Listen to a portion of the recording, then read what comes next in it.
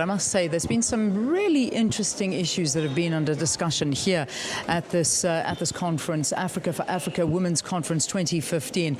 This is the inaugural conference.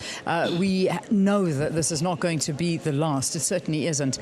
I think from the top, from President Jacob Zuma himself saying that this is something he wants to see as an annual event. I think that certainly there is so much that needs to be discussed. And what's been so interesting is to actually see how other countries are making things happen for the women of their countries and learning best practices, because that's really what it's all about. Well, I've got one more guest with me that really is going to end off the show for us this morning. And a major part of the conference has been the cooperatives and their continued integration into the economy. Now, joining me now is Mamthembu Potelwa. She's the president of the Imbokodo Yabathembu Women's League. It's lovely to have you. Welcome to Morning Live. Welcome, Leanne. Good. Now, just firstly, before we continue, what is it exactly that your women's league does?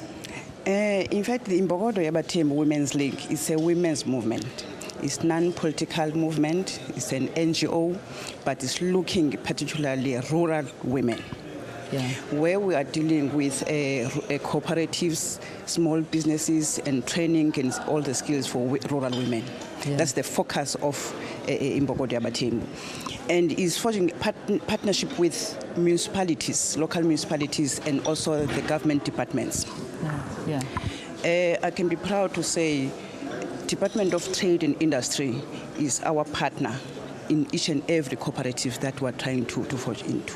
Yeah. Yes. In terms of, are you located here in the Eastern Cape, or is it a national organization? It's a national movement. It's a national movement, but the head office is in Eastern Cape, in Tuchwa municipality. All right. Yes. Now, let's talk about the role of cooperatives, because really, I mean, it's a major part of our population. Mm-hmm. You know, this is our hidden treasure. I keep saying the hidden treasure because, I've picked up a line, I think it was from the MEC, who said that we are sitting on hidden treasures in the cooperatives, in our rural areas, in our women that have such talent.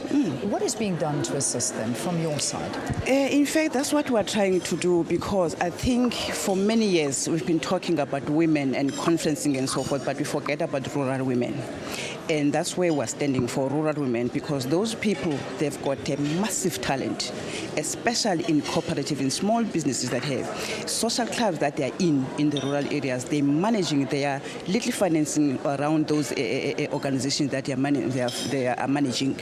Now, we need to support them in terms of the cooperation, because the cooperatives is a tool of assisting the government to the economy.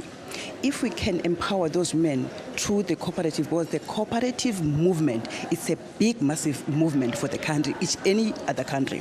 So where we are trying, we're talking to the government, we're saying, if you can give us a support, and also in the long term, we are looking for a bank cooperatives. Yeah. We know from Kenya that there's one there, and the cooperative movement in Kenya is very brilliant.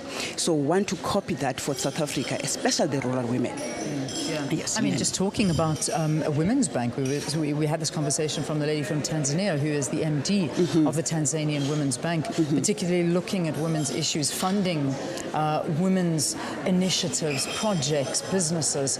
There's some women that'll go into a bank and they ask them for all these FICA documents and all of these. They don't have these documents, and it's an issue. It's a problem. They can't get funding. They can't get money, which hampers their growth and development. Now, what do we do in a case like this? In fact, and the problem that we're facing in the rural community and rural women, they lack information. Yeah. That's number one. It needs us that we think we're up there to go down to them, to empower by means of giving them the information. They must know how to do a business plan. They must know where to go with that business plan to look for funding. And also our financial institutions from government must be able to at least to be lenient for rural women for funding, because those people, they don't have collateral. You get what I mean? And that's the barrier that we're having from the government in terms of funding. The funding is a problem. Yeah. If at least government can try to be at least accommodative. In fact, President, I think 2 days ago, he said the NEF is got now a women's fund. I hope that Women's Fund, it will have a cooperative Women's Fund. Yeah. So that can be easy for women. That's the route also that we are going to go there and knock, especially for the NEF, because the CEO there is a woman who understands the issues of women. Yeah.